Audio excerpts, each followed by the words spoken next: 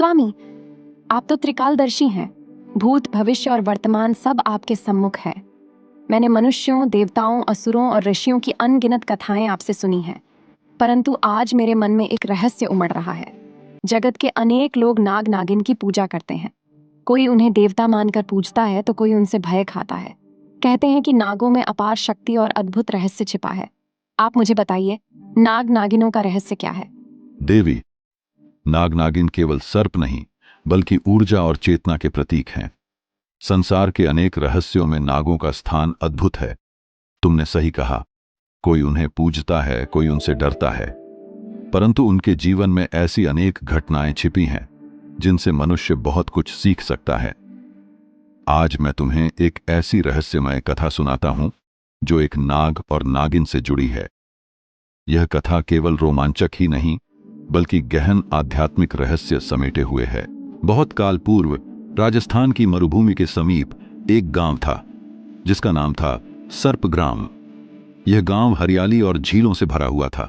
लोग खेती करते, पशुपालन करते और सुखपूर्वक जीवन बिताते। किंतु इस गांव की एक अनोखी बात थी, यहां सर्पों की पूजा अनिवार्य थी।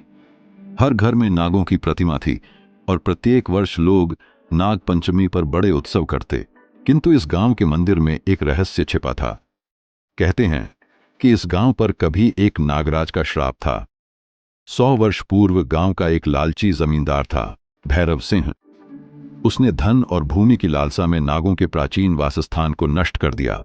वृक्ष काट डाले, झील सूखा दी और नागों की गुफा को मिटा दिया। क्रोधित होकर नागराज ने कहा, हे मनुष्यों, तुमने हमारे घर को उजाड़ दिया, इसलिए आज से तुम्हारे गांव पर श्राप है। आने वाली पीढ़ियों में हर 7वीं संतान नागदंश से मरेगी। तब से गांव के लोग भयभीत रहने लगे। लोग श्राप को शांत करने के लिए नाग देवता की पूजा करते, किंतु श्राप का असर समय समय पर दिखाई देता। इसी गांव में एक दिन रहस्यमय घटना घटी। एक किसान की पुत्री रूपा नदी के तट पर जल भरने गई। अचानक उसने देखा कि एक चमचमाता हुआ नाग उसके पास आ खड़ा हुआ, किंतु वह नाग उसे काटने के बजाय अपनी आंखों से निहार रहा था। रूपा भयभीत होकर भागी, परंतु नाग उसके पीछे नहीं आया। उसी रात रूपा ने स्वप्न देखा कि एक सुंदर युवक उसके सम्मुख खड़ा है। उसके नेत्र गहरे, मुख तेजस्वी और ललाट पर सर्प चिन्ह था। युवक ने कहा, डरो मत रूपा, मैं नागराज का पुत्र नागेश हूं। तुमसे मिलना मेरा भाग्य है। धीरे धीरे रूपा और नागेश का मिलना जुलना बढ़ा। रूपा को ज्ञात हुआ कि नागेश इच्छाधारी नाग है जो मानव रूप ले सकता है। नागेश ने बताया कि वह और उसकी साथी नागिनी सुधा सदियों से श्राप के बंधन में हैं। उन्हें तब तक मोक्ष नहीं मिलेगा जब तक वे किसी सच्चे मानव हृदय की करुणा और प्रेम को अनुभव न कर लें। रूपा का हृदय नागेश की ओर खींचता चला गया। वह उसकी बातें सुनकर मोहित हो गई, लेकिन सुधा नागिन को यह स्वीकार न था। सुधा नागेश से प्रेम करती थी और नहीं चाहती थी कि वह किसी मानव स्त्री से संबंध बनाए। एक रात सुधा ने नागेश से कहा, सुधा, नागेश, तुम भूल रहे हो कि हम नागलोक के वंशज हैं। हमारा धर्म मनुष्यों से दूर रहना है। तुम उस रूपा के चक्कर में क्यों पड़ गए हो? नागेश, सुधा, प्रेम का कोई बंधन नहीं होता। रूपा का हृदय निष्कलंक है, शायद वही हमें श्राप से मुक्ति दिला सके। सुधा क्रोध से कांप उठी। उसने प्रतिज्ञा की कि वह रूपा को किसी भी कीमत पर अपना प्रतिद्वंद्वी नहीं बनने देगी। कुछ ही दिनों बाद गांव में अजीब घटनाएं होने लगीं। रात के समय घरों में दूध की हांडियां खाली मिलती, खेतों में बैल अचानक मर जाते। लोग डरकर कहते, नाग नागिन का कोप है। रूपा जानती थी कि यह सब सुधा नागिन का कार्य है, परंतु वह मौन रही। एक दिन सुधा ने रूपा को नदी किनारे अकेला पाकर कहा, सुधा, रूपा, नागेश पर से अपना अधिकार छोड़ दो, अन्यथा तुम्हारा अंत निश्चित है। रूपा, मैं नागेश से प्रेम करती हूं। प्रेम में अधिकार नहीं, समर्पण होता है। सुधा ने क्रोध में अपना नागरूप धारण कर लिया।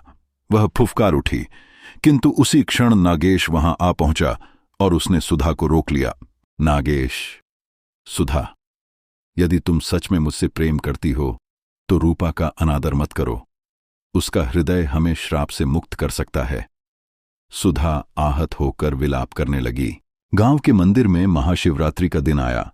समस्त ग्रामवासी पूजा के लिए एकत्र हुए।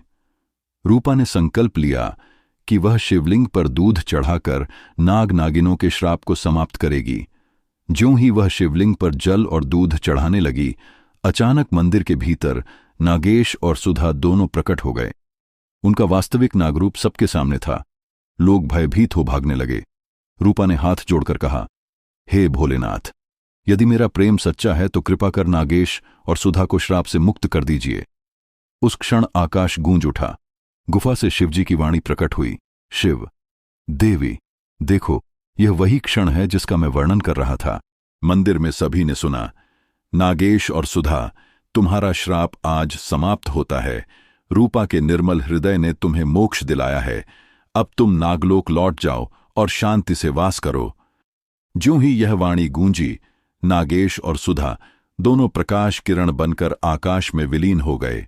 पार्वती जी ने ध्यानपूर्वक कथा सुनी और विस्मय से बोली, पार्वती, स्वामी, सचमुच यह कथा अद्भुत है।